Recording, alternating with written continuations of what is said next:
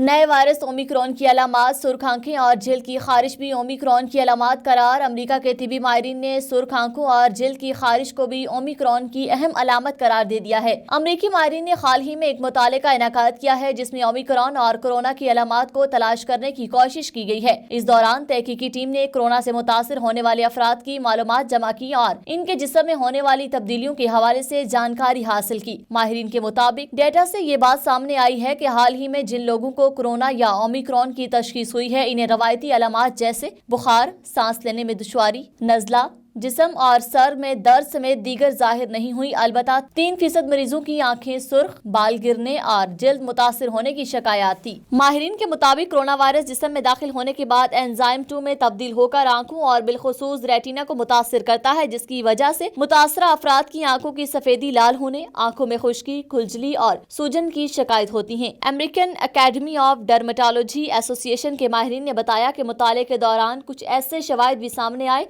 जिनकी बुनियाद पर हम ये कह सकते हैं कि मुतासरा शख्स के बाल तेजी से गिरते हैं। माहिरीन ने बताया कि बुखार और मुदाफियाती निजाम की कमजोरी से इंसान जिस्मानी तौर पर कमजोर होता है, जिसका सबसे ज्यादा असर इंसान की खोपड़ी पर पड़ता है और फिर बाल गिरना शुरू हो जाते हैं। तहकीकी माहिरीन ने बताया कि इब्तदाई 6 माह के दौरान बाल बहुत ज्यादा झड़ते हैं, जबकि 9वें महीने में ये सिलसिला रुक जाता है और फिर बालों की नशोनुमा पहले की तरह दोबारा शुरू हो जाती है। और माहिरीन का कहना है कि जिन लोगों को ओमिक्रॉन की तशखीस हुई, उन्हें जल्दी बीमारी या खारिश की भी शिकायत थी।